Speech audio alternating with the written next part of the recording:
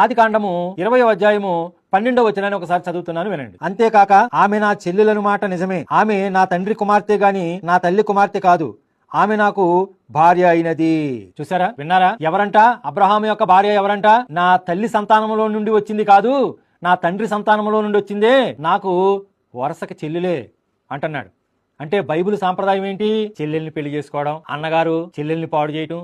అమ్నోను అనేవాడు పాడు చేశాడు కదా దావీదు కూతురు తామారుని, పిన్న తల్లి దగ్గర పడుకోవడం. యాకోబు కొడుకు పడుకున్నాడు కదా రూబేన్ అనేవాడు. ఇదండి ఈ బైబిల్ సాంప్రదాయం. ఏంటంటే ఇది పరమ చండాలమైనటువంటి సాంప్రదాయం. ఈ బైబిల్ సాంప్రదాయం మన దేశానికి పనికొస్తదంటారా? మన భారతీయులకి పనిచేస్తదంటారా? ఈ బైబిల్లో చెప్పేటటువంటి సాంప్రదాయం పాస్టర్లు ఏమంటారు, విశ్వాసులు ఏమంటారు?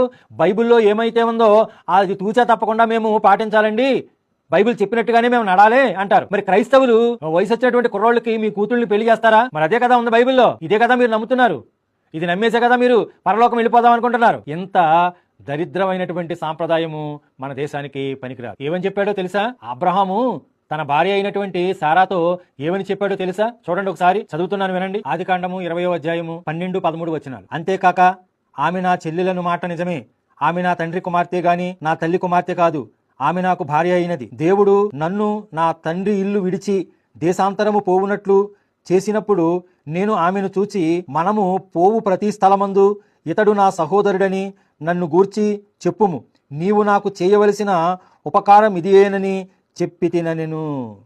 చూసారా, మనం ఎక్కడికైతే వెళతామో, ఏ ప్రాంతానికి వెళతామో, నువ్వు నాకు చెల్లెలు అని చెప్తాను, నేను నీకు అన్నగారిని చెప్తాను. ఎంత దరిద్రమైనటువంటి సాంప్రదాయం అండి. అసలు మన తోడబుట్టినటువంటి సహోదరిని ఇలాగా ఊహించుకోగలమా? అసలు ఇదేనండి బైబిల్ సాంప్రదాయం, ఇదే. అందుకే ఈ మతం మన దేశానికి పనికిరాదు. ఈ పుస్తకంలో ఉన్నటువంటి ఆచారాలు సాంప్రదాయాలు మన దేశానికి పనికిరావు. మన సాంప్రదాయం వేరు, మన కట్టుబాట్లు వేరు, మన విధానాలు వేరు.